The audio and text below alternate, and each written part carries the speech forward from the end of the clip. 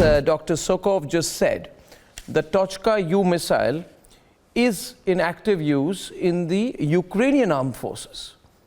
So how can the claims, by Russia about a false flag operation be dismissed completely? We have Alexander also. Russia has denied having any strike missions on 8th April in Kramatorsk. They are saying the Tochka-U missile is a Ukrainian missile. If this is a Tochka-U missile, right, and you're saying if this is a Tochka-U missile, would the focus not be on whether the Ukrainian forces fired it?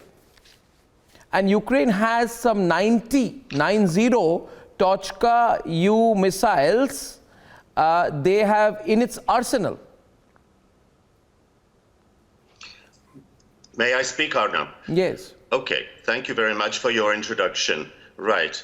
It makes no sense for Ukrainians to bomb their own civilians. They've just asked the civilians to evacuate eastern Ukraine because there is a great danger of a Russian offensive.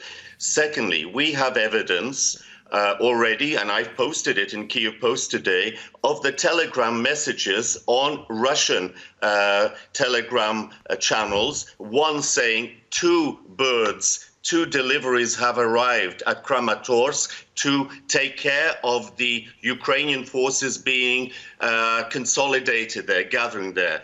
Then there's other evidence. Overnight, there was telegram messages to the civilians of Kramatorsk saying, if you want to evacuate your city, don't do it by the railway. Don't do it via the trains. Who sent this message? Is not just Who sent the message? Who sent this message? Have a look at the keeper. These are on Russian telegram channels in that area, aimed at the local population. So they knew. You're saying that the Russians knew.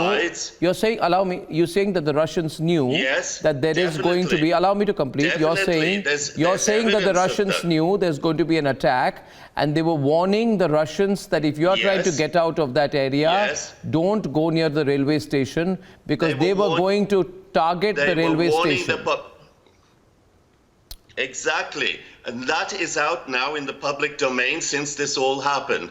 Right. Now, thirdly, why should we believe the Ukrainians and not the Russians? Have a look at the questions that were asked of Peskov yesterday on Sky TV. The anchorman said, why should we believe Russia? You've lied all these years. You lied that the MH17 was shot down. And in the same way, there were messages on Telegram and other channels saying that we have shot down an international plane. Oh my God, we may have made a mistake. The evidence is there. Don't be fooled by the Russians today after Bucha saying it's not them. Why would the Ukrainians kill 50 of their own people, for God's sake? Be realistic. Why would the Ukrainians kill their own people? A relevant point here. Now, Alexander, let's look at the missile. Yes. Let's look at the missile. The Ukrainians are saying that this is an Iskander-type missile, right, which is used by the Russians. No. They're saying, they're saying the Ukrainian presidential advisor, Arestovich, has claimed that the Iskander-type missile was used. Yes, he said that initially. He said that. So the point is, the Iskander missile is used by Russia, right? And the Ukrainians are saying that the Tochka missile has been completely retired. They are saying the Tochka missile has been completely retired. In fact, Russia has used the OTR-21 Tochka SRBM in the war against Ukraine. Am I right or wrong?